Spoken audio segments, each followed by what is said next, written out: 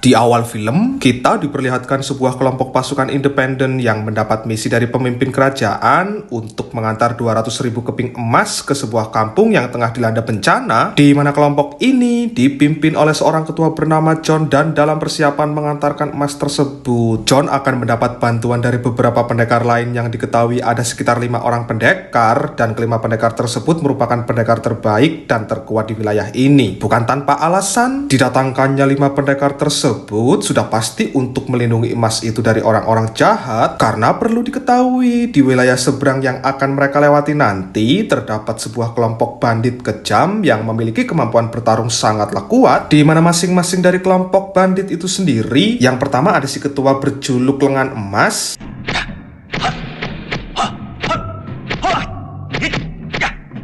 lalu si tombak perak,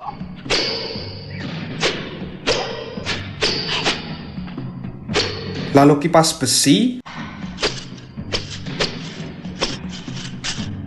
dan yang terakhir adalah kepala tembaga. Dan mereka para bandit itu sendiri menamai kelompoknya dengan sebutan lembah kematian. Yang di sini si John sangat mewanti-wanti seluruh anak buahnya karena kelompok bandit ini sangat berbahaya dan dikenal kejam terhadap lawan-lawannya. Untuk 5 pendekar bala bantuan yang dimintai tolong oleh si John sendiri, yang pertama ada 2 bersaudara dengan keahlian kampaknya, lalu ada pasangan kekasih yaitu pendekar Lee dan pendekar Yuli. Dan saat mereka tengah santai untuk beristirahat sejenak di sebuah kedai makanan, tiba-tiba mereka diserang yang ternyata itu adalah kelompok lembah hitam yang tengah menyamar. Dan pertarungan yang berlangsung tidak seimbang ini membuat pendekar Lee terkena sebuah jurus mematikan yaitu telapak hitam, yang akhirnya membuat mereka berdua terpaksa kabur. Dan di saat itulah muncul satu pendekar lagi, dan dia inilah sosok yang paling kuat di antara keempat pendekar yang lain. Dia bernama Haitao dan jurusnya sendiri adalah jurus mabuk. 倒好像七杀谷做第4把交椅的铜头客。久仰千面神谱，海涛大名，是吗？你是银枪子？好眼力。以海兄这样的人才，肯到七杀谷，条件可以随便开。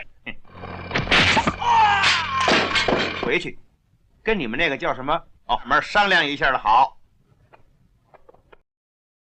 Kembali ke mereka berdua. Sebagai seorang kekasih yang peduli dengan pasangannya, pendekar Yuli menyarankan pasangannya untuk berobat terlebih dahulu sebelum racunnya menyebar ke seluruh tubuh. Alih-alih didengar omongannya, pendekar Lee yang dikenal egois tak butuh bantuan dari siapapun ini justru menghiraukan, lantas pergi berpencar untuk menunggu di perbatasan wilayah, di mana setelahnya pendekar Yuli langsung menemui rombongan si John yang sudah sampai di sebuah penginapan. Yang di sini kampak bersaudara pun sudah sampai. Mereka membawa satu anak buah lembah kematian untuk kemudian langsung dieksekusi. Tapi setelah pengeksekusian itu terjadi, muncul kepala tembaga dan kipas besi yang sudah membuat jebakan untuk mengambil emasnya. Dan terjadilah pertarungan di antara mereka. Dan di sini kipas besi ditugaskan membawa emasnya, sementara yang lain bertugas melawan pasukan si John beserta seluruh rombongan yang ada. Dalam pertarungan yang berlangsung sengit ini, rombongan si John berhasil membunuh kepala tembaga dan mereka berhasil membunuh semua anak buahnya juga. Dan saat khawatir lantas ingin langsung mengejar emasnya, di situ ternyata pendekar mabuk sudah standby untuk menghadapi kipas besi. Dan dengan ini, pertarungan pun dimulai.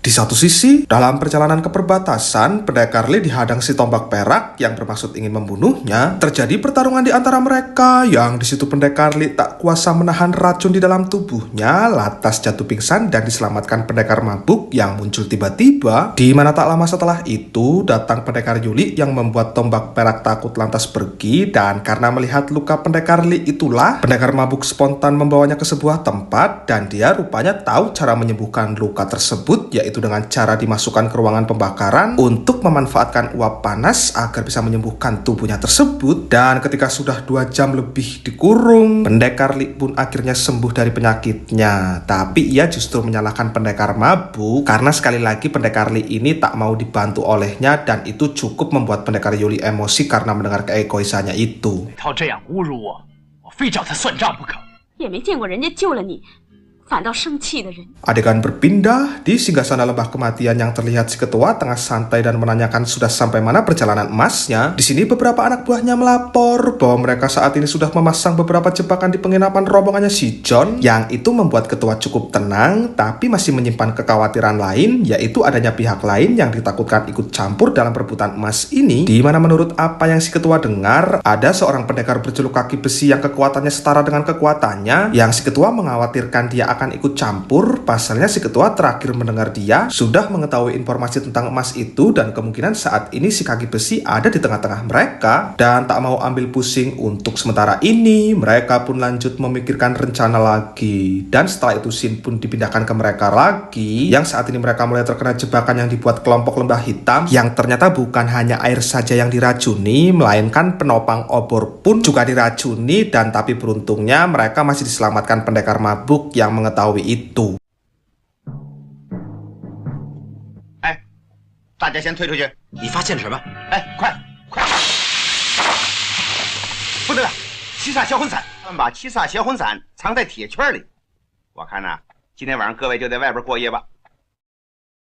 Singkat cerita, esok hari pun tiba. Saat akan melanjutkan perjalanan, pendekar mabuk memilih jalan duluan karena ia hendak mencari anggur, mengingat sudah sekitar semalaman ia tidak minum. Saat tengah asik setenggak demi setenggak, tiba-tiba ia dikejutkan dengan kemunculan tombak perak, yang di sini tombak perak memberi sebuah pesan bahwa ketuanya akan menantangnya bertarung. Di mana setelah memberi pesan, tombak perak pun langsung pergi, dan saat itu anak buahnya langsung dibunuh pendekar mabuk. Dan bersamaan dengan itu terlihat si John tengah berhenti, yang di sini si John harus kehilangan anak buahnya karena sisa dari anak buahnya itu memilih menyerah, takut nyawanya melayang seperti rekan-rekan sebelumnya. Dan karena melihat orang-orangnya si John banyak yang menyerah seperti itu, dua kampak bersaudara berinisiatif untuk melihat situasi di depan sana. Dan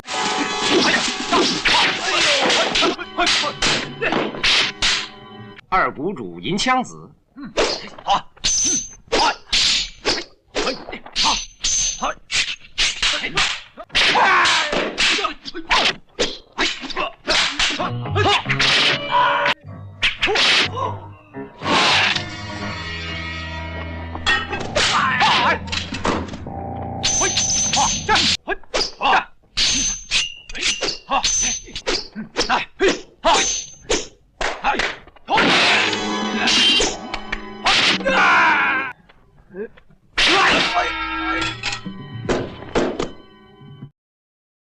，setelah mengubur kedua rekannya, pendekar Li memilih berpisah karena ia hendak menantang silangan emas sendirian untuk membuktikan ketangguhannya. Saat tahu yang datang adalah pendekar Li, di situ lengan emas cukup dibuat kecewa, tapi tetap mau meladeni pendekar Li dan akhirnya berhasil membunuhnya. Di mana melihat pacarnya tewas cukup mengenaskan seperti itu, Yuli pun ingin langsung membalas, tapi tidak diladeni si lengan emas karena si Yuli ini jelas bukan tandingannya. Dan tak lama datanglah pendekar mabuk yang memintanya agar Yuli pergi dulu, sementara dia yang akan menggantikan untuk melawan lengan emas. Dan here we go.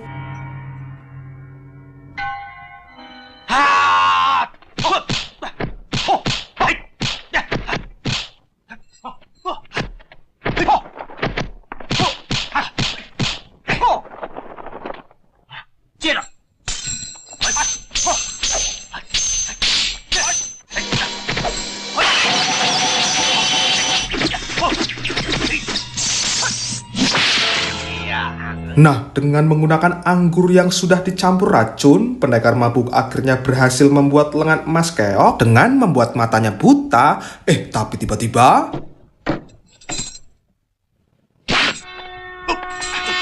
Ya, itulah wujud dari si kaki besi, dan dia ini ternyata adalah kembarannya si John, sekaligus orang yang merencanakan semua ini, di mana ia rupanya telah memerintahkan seseorang untuk mengabarkan emas tersebut ke kelompok lembah kematian, yang tujuannya agar mereka saling bunuh satu sama lain terlebih dahulu, sehingga dengan begitu kaki besi tak perlu susah payah mengeluarkan tenaga untuk bisa mendapatkan emas itu. Tapi yang tak disadari kaki besi, sabetan pedang yang mengenai tubuh pendekar mabuk tadi tidak benar-benar mengenai tubuhnya, melainkan hanya merusak botol minumannya saja, yang itu jelas membuat kaki besi khawatir dan terpaksa meladeni perlawanan pendekar mabuk karena tak punya pilihan lain. Dan melalui bantuan lengan emas yang sudah sadar akan kesalahannya, kaki besi pun akhirnya berhasil dilumpuhkan. Dan pada akhirnya pendekar mabuk pun membiarkan lengan emas tetap hidup, tapi sayangnya ia tetap ujung-ujungnya mati karena pendekar Yuli yang tidak tahu tobatnya dia datang dengan sekonyong-konyong langsung menusuknya. 这样下场，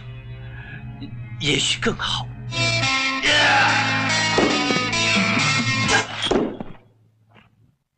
这20万两黄金，交给你送到地头。 Tamat.